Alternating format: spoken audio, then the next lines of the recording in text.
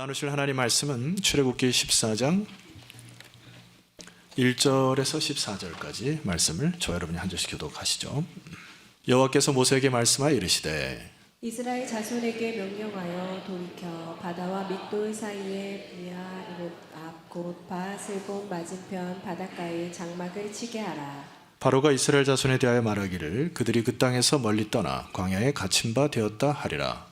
내가 바로의 마음을 완악하게 한즉 바로가 그들의 뒤를 따르리니 내가 그와 그의 온 군대로 말미암아 영광을 얻어 애굽 사람들이 나를 여호와인 줄 알게 하리라 하시니 무리가 그대로 행하니라. 그 백성이 도망한 사실이 애굽 왕에게 알려짐에 바로와 그의 신하들이 그 백성에 대하여 마음이 변하여 이르되 우리가 어찌 같이 하여 이스라엘을 우리를 섬김에서 놓아 보내었는가 하고 바로가 곧 그의 병거를 갖추고 그의 백성을 데리고 갈세.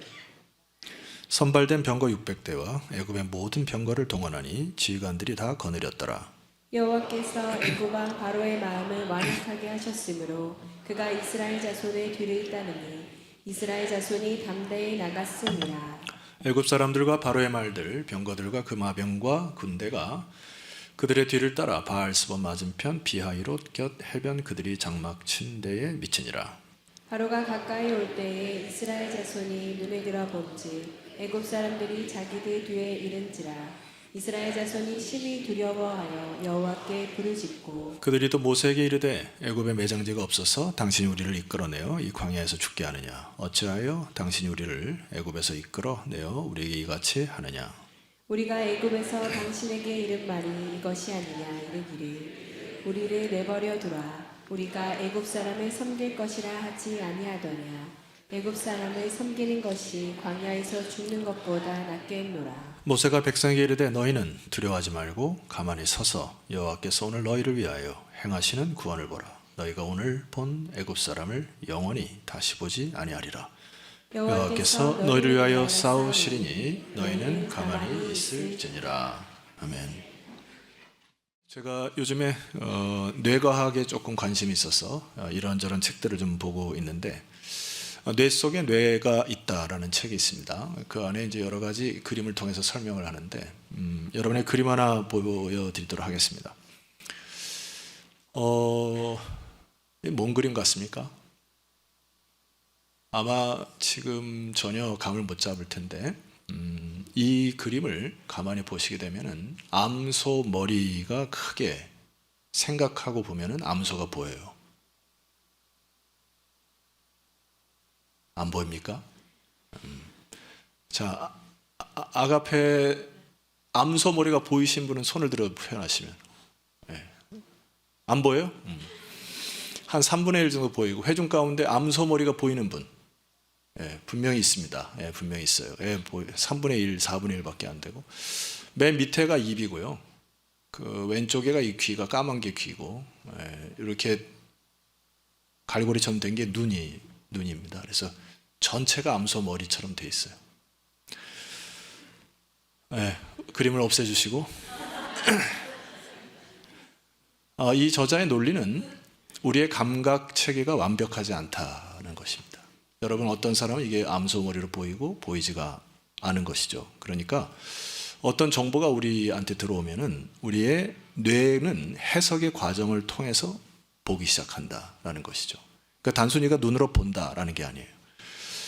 그런 의미로 볼 때 우리가 새벽 예배 때 제가 여러분 그 여호수아 마지막 장을 여러분과 묵상을 했지 않습니까? 거기 보면은 두 지파 반이 서쪽으로 갈 때 애시라고 하는 그 돌 무더기를 쌓잖아요. 그러니까 동쪽에 있는 지파들은 저것들 이제 다시 자기네들끼리 제단을 쌓아서 이제 우리랑 선을 그린다 보다 이래가지고 서로 분쟁이 막 일어나는 그런 상황을 여러분에게 말씀드렸지 않습니까? 우리가 보여지는 현상이 100% 내가 보고 듣고 이것이다 위험합니다. 많은 소통의 문제가 불통으로 가는 이유가 내가 본 것을 확신하거든요. 근데 여러분 그거 확신하지 않습니다. 여러분의 부부간의 갈등이나 수많은 관계의 꼬임이 내가 본 것이 확신치 않다라고 하는 전제로 출발하면은 많은 문제가 해결될 것 같아요. 여러분 마음이 힘든 부분이 많이 있잖아요. 그런데 좀 내려놓으실 필요가 있다는 얘기입니다. 의심하는 눈초리를 저를 보셔서 그림 하나를 더 보여드리도록 하겠습니다. 자, 이게 이제 달 그림자, 달을 해놓고 저기다 했는데, 자, 어느 달이 더 진해 보입니까? 그럼 어느 달이 밝아 보여요? 대답해 보세요. 예, 사실 이 달은 똑같은 달을 배경 화면만 달리는 것입니다. 그러니까 배경 화면에 의해서 달이 더 짙게 보이기도 하고 달이 흐리게 보이기도 해요. 그러니까 현상 자체는 그대로인데 여러분이 보는 관점에 따라 달라진다고 하는 것입니다. 여러분, 그러니까 우리가 눈에 보이는 세상은 뇌의 다양한 해석을 통해서 만들어진 결과물이다 라고 하는 것에 동의하세요? 아멘 하실 필요는 없고 동의는 하시면 됩니다. 자, 제가 여러분에게 이제 무엇을 얘기를 하려고 하냐면은, 우리가 이 세상을 바라보는 수많은 관계와 수많은 환상 속에서, 환경 속에서 우리의 생각 체계와 우리의 의식하는 바가 더 중요하다는 얘기입니다. 그러니까 내가 어떤 마음과 어떠한 의식과 어떠한 생각 체계로 사물을 바라보느냐에 따라 보이는 게 있고 보이지 않는다는 게 있다는 것입니다. 그러므로 하나님께서 오늘 이 광야 세대에 주어진 메시지를 통하여서 이 광야 세대를 걸어가는 성도들을 통해서 하나님이 말씀을 주시는데, 보이는 광야에 살아가기 때문에 너무나 많은 것들이 굴곡되고 왜곡되어 보여지기 시작했다는 얘기잖아요. 그러니까 이 백성들의 이 마음이 어떻다는 거예요? 굉장히 지루했을 거라는 얘기죠. 눈을 뜨면 광야, 좀 걸어가서 눈을 뜨면 또 산, 광야, 조그만 나무, 이러니까 삶이 굉장히 지루해지는 거죠. 그러니까 삶을 살아가면서 점점 지루해지면서, 이게 인생이 이렇게 지루하냐, 이렇게 이제 자꾸 마음이 다운된단 말이죠. 여러분, 그런 적 있죠?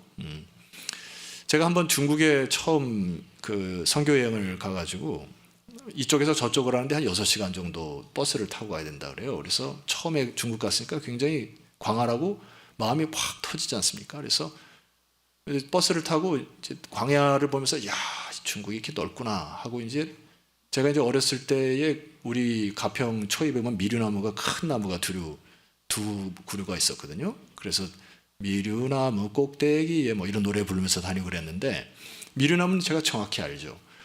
근데 1시간 정도 달렸는데 미류나무가 계속해서 창밖에 보이는 겁니다.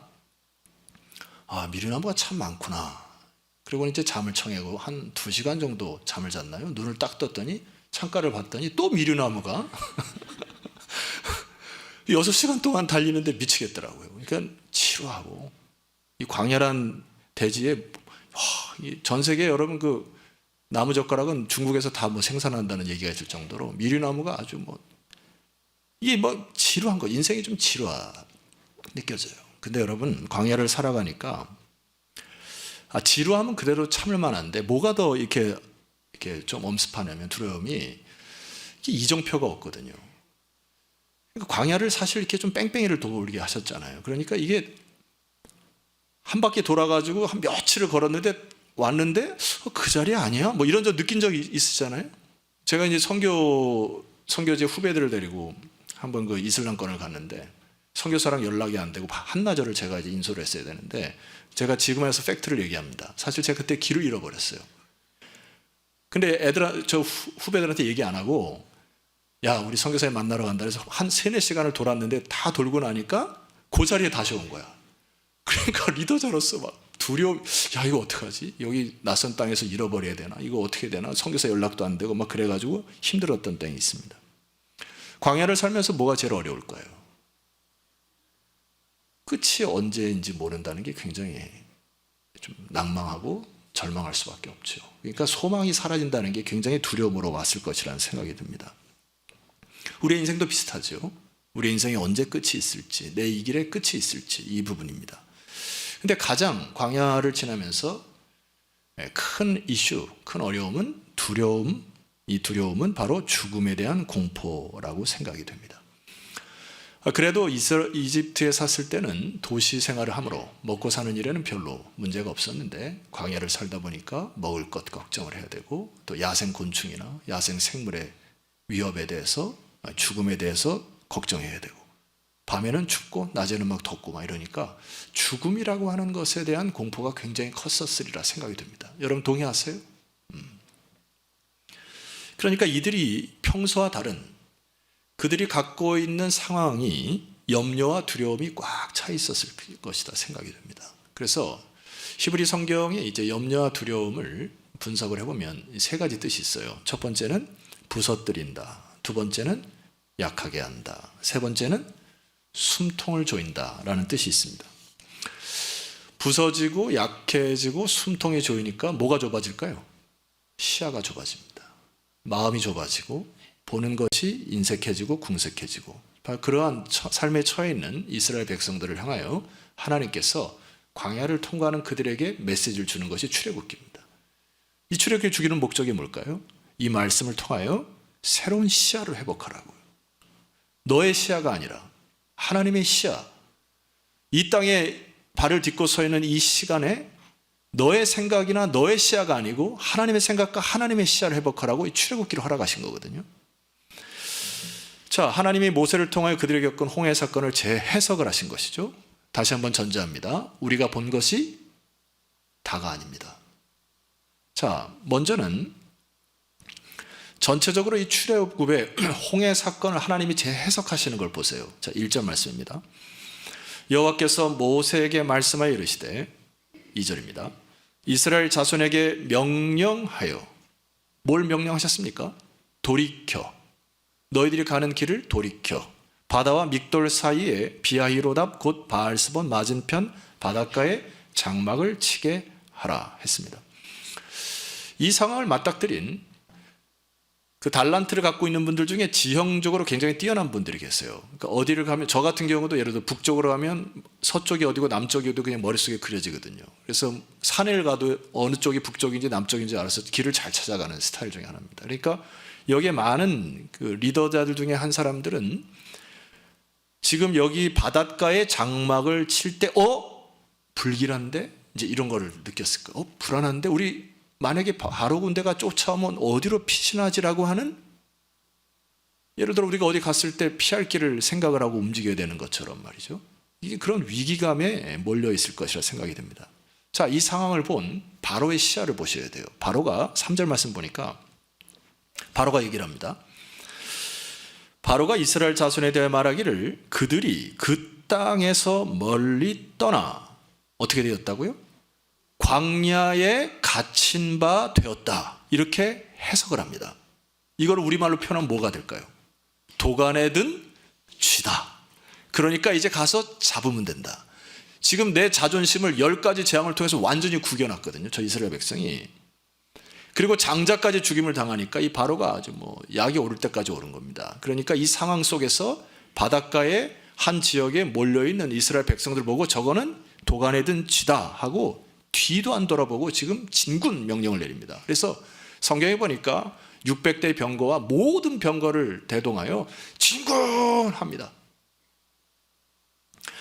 4절을 보면 그 상황을 하나님이 뭐라고 표현하시냐면은 내가 바로의 마음을 완악하게 한즉, 여러분 이것을 하나님이 바로의 마음을 긁었다 이렇게 표현하시면 안 됩니다. 정확한 히브리어 어원을 표현하게 되면은 바로의 마음이 악으로 꽉 차서, 여러분 가나안 땅에 들어갈 때 그 가나안 땅의 죄악이 관영하다 이런 표현 알으시잖아요.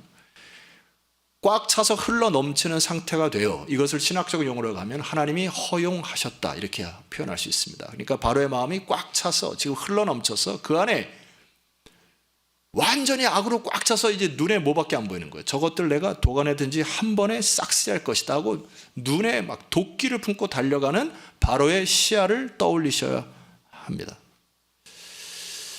여러분이 바로의 시야를 뭐라고 표현하면 좋을까요? 한마디로 교만입니다. 제 집안에 있는 책상 달력에 한 달에 한 장씩 넘기는 달력이 있어요. 거기 보면 이제 말씀과 좋은 글이 하나 있는데, 너무나 이 좋은 글이 하나 있어서 여러분에게 잠깐 소개를 하겠습니다. 화면을 보세요. 이거 같이 읽어볼까요? 네, 시작. 사단이 교만한 자를 속이기는 너무나 쉽습니다. 그는 이미 분별력을 잃었기 때문입니다.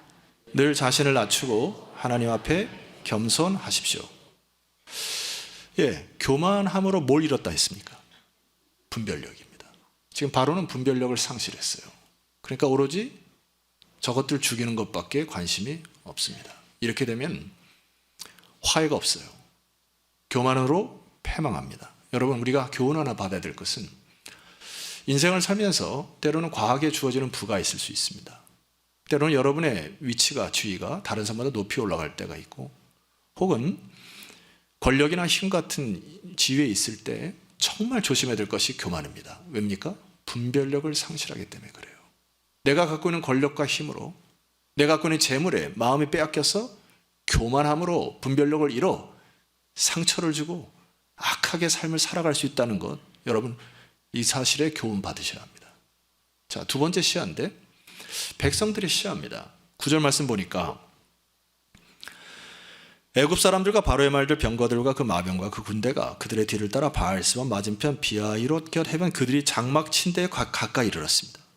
자, 이제 백성들이 뭘 보는지 보세요. 10절입니다. 바로가 가까이 올 때에 이스라엘 자손이 눈을 들어 본즉, 뭘 봤습니까? 애굽 사람들이 자기를 뒤에 따르는 것을 보고, 지금 미궁 속에 빠져 있는데 두 가지 현상이 나와 있죠. 이들이 뭐 했다 했어요? 심히 두려워했고, 또 하나 여호와께 부르짖었다 했습니다. 여기 부르짖음은 기도일까요? 비명일까요? 비명입니다. 이건 기도가 아니에요. 무슨 비명입니까? 하나님, 이제 우리 죽었잖아요. 이거 이제. 왜 나를 여기다, 우리 민족을 여기다 놓으셨습니까? 하고 막 비명을 지르는 거예요. 시야가 똑같아요. 하나님, 도간에 든 쥐가 되었습니다. 우리 죽었어요. 뭐가 무너지는 것이 보입니까? 믿음의 방파제가 무너지는 게 보이잖아요. 여러분, 열재앙을 통해서 하나님의 위대하심을 경험했던 민족입니다. 장자의 죽음을 통하여 하나님께서 유월절의 밤을 일으키셨던 하나님의 역사를 체험했던 인물들이에요. 그런데 눈에 보이는 시야로 어려움이 다가오니까 그 어려움 앞에서 하나님은 온데간데없고, 하나님 우리 죽었습니다 하고 바로의 시야와 같이 강한 파도로 인하여 막 믿음이 허물어지는 것이 보이고 있습니다. 여러분, 이때 가장 조심해야 될 게 뭔지 아세요? 입입니다. 입 조심하셔야 돼요. 11절에 그들이 막 뱉은 말들이 있습니다. 보세요. 그들이 모세에게 또 이르되 애굽에 매장지가 없어서 당신이 우리를 이끌어내어 이 광야에서 죽게 하느냐. 무슨 말입니까? 막말입니다. 어찌하여 당신이 우리를 애굽에서 이끌어내어 우리에게 이같이 하느냐. 12절, 우리가 애굽에서 당신에게 이른 말이 이것이 아니냐. 이르기를 우리를 내버려두어. 이렇게 가시면 안 돼. 우리가 애굽 사람을 섬길 것이라 하지 아니하더냐. 애굽 사람을 섬기는 것이 광야에서 죽는 것보다 낫겠노라. 무슨 말이라고요? 막말입니다. 아무리 열받아도 믿음 없는 막말하시면 안 됩니다. 이 막말을 하나님이 들으신다고요. 그래서 광야에서 많은 사람들이 죽어가는 원인이 바로 이 말이라고요. 믿음 없는 말, 자기 시야로 하나님을 제한하고 자기 시야로 나 죽겠네 했던 말. 사실 바로와 여기 이스라엘 백성들은 종이 한 장 차이인데 이스라엘 백성도 교만한 것입니다. 뭐가 교만입니까? 열등감으로 나온 교만이에요. 바로의 군대와 비교하여 자기의 처지를 보고 열등감 속에서 비교의식을 통해서 죽겠다고 하는 것은 교만입니다. 바로는 상대적으로 비교의식을 통하여 우월하여 교만하였지만 이스라엘 백성들은 상대적으로 비교하여 열등하여 교만한 것입니다. 이것을 뭐라 합니까? 불신앙이라 하는 겁니다. 여러분, 주 앞에서 말 조심하시기를 소망합니다. 그 말이 꼬리에 꼬리를 물고 오해에 오해를 사서 여러분의 신앙을 망치는 거예요. 이 상황에서 모세를 통해 하나님이 무엇라 말씀하신지 귀를 기울이셔야 합니다. 자, 하나님의 시야를 보셔야 돼요. 내가 본 시야가 있고 바로가 본 시야가 있지만 하나님이 이 메시지를 통해서 하나님이 뭐라고 바라보시는지 보시면 좋겠어요. 13절입니다. 모세가 백성에 이르되, 첫 번째 선포합니다. 너희는 두려워하지 말아라. 아멘 하셔야죠. 저 살짝 기분 나쁠 뻔했어요. 다시 한번 선포합니다. 너희는 두려워하지 말아라. 그리고 두 번째 얘기합니다. 가만히 서라. 이 가만히 서라는 거는 어원을 보게 되니까 굳세게 서서 이런 표현이에요. 그러니까 막 좌불안석처럼 이리 뛰고 저리 뛰지 말고 제발 가만히 굳게 서봐. 왜 그러냐면 하반절에 보니까 여호와께서 오늘 너희를 위하여 행하시는 무엇을 보라 합니까? 구원을 보라. 너희가 본 애굽 사람을 이제는 영원히 다시 보지 못할 것이라고 하는 복음적 메시지를 선포합니다. 이 싸움은 14절 보니까 여호와께서 너희를 위하여 싸우시는 싸움이니 너희는 가만히 서서 굳게 서서 여호와의 구원을 보라 합니다. 사실 이 세상의 모든 전쟁은 다 하나님이 다스린다고 저는 보지 않아요. 무슨 얘기냐면 여러분의 욕심과 여러분의 거짓과 여러분의 잘못됨으로 전쟁과 갈등이 일어나는 경우가 많습니다. 그때는 빨리 회개하고 돌아오시면 됩니다. 그러나 이 전쟁만큼은 여호와께 속한 것이거든요. 물론 모든 전쟁은 하나님의 섭리에 있지만 여기 이 싸움만큼은 하나님이 구원의 역사를 이루는, 하나님이 시작하셨고 하나님이 끝을 내시는 사건의 역사를 보라는 거예요. 이스라엘 백성들의 출애굽의 역사는 그들의 민족의 단일의 민족에 관한 국한된 이야기가 아님을 하나님이 보라고 하는 것입니다. 하나님이 이 얘기를 통하여 마치 우리에게 던져지는 메시지는 뭡니까? 이것은 마치 오늘 그리스도인들이 영적 전투를 하는 것과 흡사한 것입니다. 여러분 한번 따져봅시다. 2000년 전에 죄수를 달았던 십자가의 형틀이 모든 사람들이 볼 때 예수가 죽었을 때 저 사람 죄를 많이 져서 죽었구나, 민족에 죄를 져서 죽었어 라고 판단을 했지. 그대의 부활을 경험하고 십자가를 다시 재해석했던 사람들이 어떤 재해석을 합니까? 어떻게 해서 극악무도한 십자가의 형틀이 죽음을 이기고 부활의 승리의 아침을 갖다주는 상징이 되었는가? 시하죠. 어떤 사람은 십자가를 죽음의 형틀로 보지만 어떤 사람은 부활의, 오늘날도 십자가를 보며 부활의 예수 그리스도를 묵상하듯이 홍해를 지나 세례를 받아 하나님의 구원의 백성된 이 사건은 오늘 예수 그리스도를 통하여 우리에게 새로운 구원의 역사를 일으키시는 하나님의 능력의 역사심을 믿으시기를 소망합니다. 그래서 여러분 사도 바울이 이렇게 얘기를 하죠. 골로새서 말씀 보니까, 저는 아멘을 강요하지 않겠습니다만은 중간중간 믿음이 동하시면 아멘으로 크게 하시고 따라와 주시면 감사하겠습니다. 보세요. 너무 중요한 말씀입니다. 너희가 세례로 그리스도와 함께 장사되고, 홍해 사건이죠. 또 죽은 자들 가운데서 그를 일으키신 하나님의 역사를 믿음으로 말미암아 그 안에서 함께 일으키심을 받았느니라. 13절 보세요. 또 여기서부터 중요합니다. 범죄와 육체의 무할례로 죽었던 너희를 하나님이 그와 함께 살리시고 우리의 모든 죄를 사하시고, 십자가의 능력이죠. 우리를 거스르고 불리하게 하는 법조문으로 쓴 증서를 지우시고 제하여 버리시고 십자가에 못 박으시고, 15절 통치자들과 권세들을 무력화하여 드러내어 구경거리로 삼으시고 십자가로 그들을 이기셨느니라. 할렐루야. 십자가의 능력이죠. 너희들이 다시는 영원히 저 애굽의 권세를 보지 못할 것이니라. 이 말씀이 십자가의 능력이죠. 그리스도 안에서 자유를 얻은 백성들은 더 이상 과거로 돌아갈 수 없다는 법적인 선언, 십자가의 능력인 것입니다. 자, 여러분, 이 복음을 받아들인 우리들이 이제 모세의 자세를 통해 회복해야 될 게 있어요. 15절 말씀 보시게 되면은 여호와께서 모세에게 이르시되 너는 어찌하여 내게 부르짖느냐. 질문 하나 할게요. 비명입니까? 기도입니까? 요거는 기도입니다. 백성들과 달라요. 언제 얼마큼 기도했는지 모르겠지만, 얼마큼 간절히 기도했는지 모르겠지만 이 기도를 들어 하나님이 그의 백성을 이끌어 가십니다. 여러분, 기도를 왜 해야 되는 것이죠? 앞이 캄캄하고 방향을 잃어버렸을 때 우리는 기도해 무릎을 꿇으셔야 되죠. 제가 요즘에 아이러니하게 느끼는 것은 뭐냐면은, 나라가 이 꼴이 되고 이 지경이 됐는데 기도하는 입술들이나 인원들이 늘지 않는 것이 조금 나는 적응이 안 돼요. 한국 교회가 뭐 어떻고 뭐 다음 세대가 어떻고 막 입으로는 얘기하는데 함께 모여 기도하는 일을 게을리한다? 뭔가 잘못된 것이죠. 모세가 하나님 앞에 기도를 하고 하나님의 방향과 하나님의 의도와 하나님의 시야를 회복하게 기도할 때 하나님 역사하십니다. 뭐라고 하십니까? 15절 하반절 보세요. 이스라엘 자손에게 명령하여 앞으로 나아가게 하고, 이거는 상상을 초월한 일이죠. 지팡이를 들고 손을 바다 위로 내밀어 백성들이 보면 저 사람 미쳤다고 할 것이죠. 그것이 갈라지게 하라. 이스라엘 자손이 바다 가운데서 마른 땅으로 행할 것이니라. 이게 무슨 길입니까? 제3의 길이죠. 아무것도 생각하지 못했던, 인간의 시야와 생각으로 생각하지 못했던 바다를 가르는 하나님의 역사를, 하나님이 모세와 믿음의 반응을 보인 사람들에게 이루실 놀라운 은혜와 능력인 것이죠. 우리가 기도를 왜 한다고요?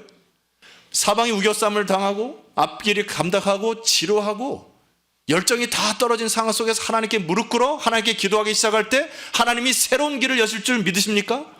그래서 우리는 기도하는 거죠.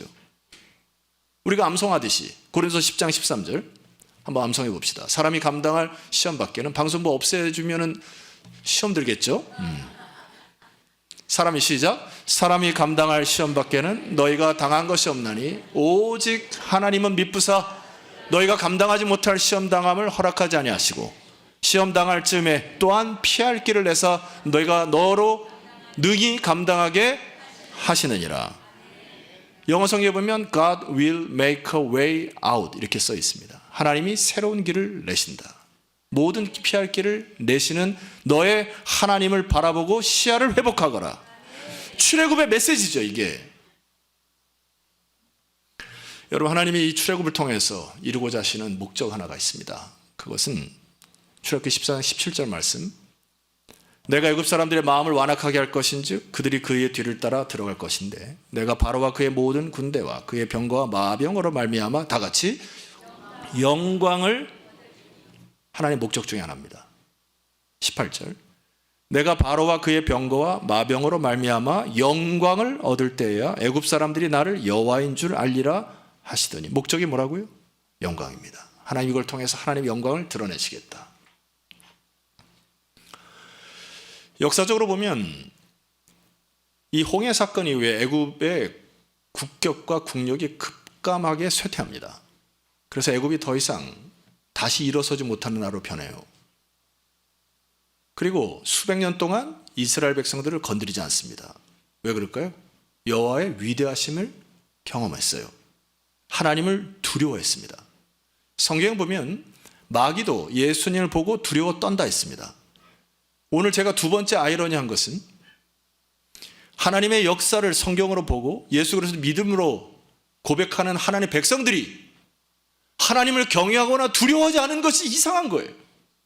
마귀도 떨고 여기 바로도 떨고 애굽의 백성도 다 떨고 하나님의 위대하신 보고 다 떠는데, 여러분 믿음이 뭡니까? 여호와를 경외하고 여호와를 두려워하고 여호와께 무릎 꿇는 거, 우리 시대에 다시 회복하기를 주의 이름으로 축원합니다. 하나님이 주의 영광을 이걸 통하여 나타내신다. 제가 한 가지 말씀만 좀 드리려고 하는 것은, 하나 예화를 드릴 텐데 이건 실화입니다. 1850년 1월 6일 날 영국의 콜체스터라고 하는 도시에 한 예배당에서 일어난 사건인데, 이때 당시에 눈이 엄청 와가지고 마차길이나 길이 다 막혀가지고 예배 시간이 되었음에 불구하고 많은 사람들이 예배당에 오지 못한 것입니다. 지난주에 뉴스 기사를 보니까 그 홋카이도, 우리 김재란 선교사가 있는 홋카이도에 12시간 만에 1m 50cm 눈이 와가지고 차가 다 이렇게 파묻히고 했던 그런 것처럼 큰 눈이 홋카이도에 내렸거든요. 기상이변인데, 여러분 우리나라에 지금 입춘이 됐는데 이렇게 춥잖아요. 원인이 뭔지 아세요? 온난화 때문에 그렇습니다. 온난화 때문에. 이게 이제 경고로 받아들이셔야 되거든요. 무슨 경고입니까?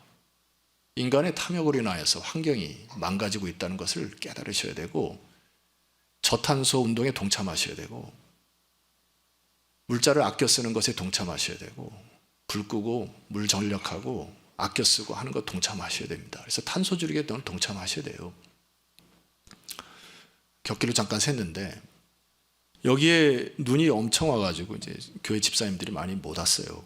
그러니까 한 집사님이 우리 오늘 설교자도 도착을 못한 거예요. 눈 때문에. 그러니까 목사까지 못 오니까 오늘 그냥 간단히 기도드리고 그냥 파합시다 이렇게 했더니 이제 존 에글런이라고 하는 집사님이 나타나셔가지고 안 됩니다. 하나님께서 주신 정확한 시간, 정확한 장소에서 하나님께 예배 드리셔야 되죠. 그래가지고 이사야 45장 22절의 말씀을 선포하고 한 10분 정도 메시지를 선포했대요. 이사야 45장 22절의 메시지가 땅의 모든 끝이여 내게로 돌이켜 구원을 받으라. 나는 하나님이라 다른 이가 없느니라 하고 예수를 바라보라는 제목으로 한 10분 동안 한 13명이 앉아있는 교인들 앞에서 설교를 하고 그 다음에 메시지를 전하고 했더니 이제 저 한쪽에 낯선 한 청년이 앉아 있었는데 그 청년이 죄 문제로 고민하다가 예배당에 와서 하나님이 누구신가? 나의 죄에 대한 문제를 어떻게 해결할 것인가? 라고 고민 속에 그 예배당에 참여했다가 은혜를 받아서 위대한 설교자가 된 스펄전 목사님이 바로 그 시대에 그 시대에 앉아 있었던 겁니다. 그래서 그분의 일기장에 보면 이런 게 되어 있어요. 요 1850년 1월 6일 나는 그 순간 구원의 길을 발견했다. 나의 눈은 완전히 예수님을 쳐다보았다. 구름도 안개도 사라지고 어두움은 떠나갔다. 나의 마음은 그 순간 높이 올라감을 입었다. 그날의 환희와 찬미는 무엇으로도 표현할 수 없었다. 스펄전이 본어게인한 아주 중요한 시간이 바로 그냥 자그마한 교회당, 자그마한 시간에 그냥 무시할 수 있는 그 시간을 하나님에 대한 경외하심과 두려움으로 작은 일에 충성했을 때 그 영혼을 살려내는 예배. 하나님은 홍해를 가르치기도 하시지만은 여러분들이 하나님 앞에 중심으로 예배를 드리기 시작할 때 여러분 묶여있는 것들이 풀어질 줄 믿습니다. 그래서 여러분 성경학교 수련회가 왜 중요한 거예요? 하나님의 역사가 어느 시 어느 방법대로 아이들에게 역사할지 누가 압니까? 그러니까 이 자리를 지키셔야 돼요. 아이들을 보내셔야 되고요. 두말 없이 아이들에게 성경학교 수련회는 참석해야 된다고 얘기하셔야 됩니다. 하나님이 그 아이를 감동시켜서 위대한 과학자나 위대한 정치가나 위대한 경제자로 누가 만들지 누가 압니까?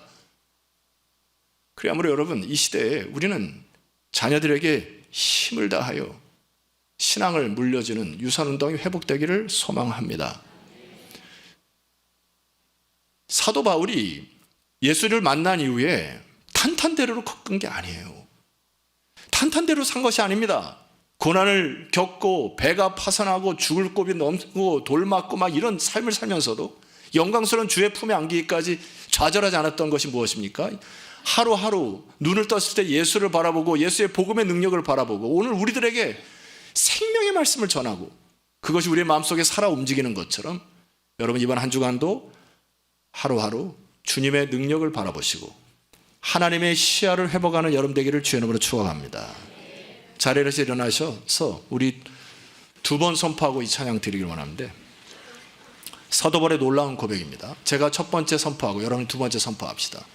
생각하건대 현재의 고난은 장차 우리에게 나타날 영광과 비교할 수 없도다. 아멘이십니까? 자, 여러분이 두 번째 선포하고 찬양 좋겠습니다. 시작. 가운데 현재 고난은 장차 우리에게 나타날 영광과 비교할 수 없도다. 아멘. 우리 시간에 가슴에 손을 얹고 잠시 기도하면 좋겠습니다. 내 시야로 하나님을 원망하거나 다른 사람에게 독을 뿜어내거나 내가 갇힌 생각과 한계로 상황을 판단했던 것들을 회개합시다. 이 시간 하나님의 시야를 회복하여 제3의 길, 하나님의 길을 내시는 주님의 시야를 회복하게 해달라고 여러분의 묶여있는 가정의 상태, 관계의 묶임들, 사업의 문제들 하나님 주님의 지혜로, 주님의 시야로, 주님의 방법으로 장애물들을 뛰어넘게 하여 주시옵소서. 우리 시간 말씀에 의지하여 합심하여 기도하며 나가도록 하겠습니다. 기도하겠습니다.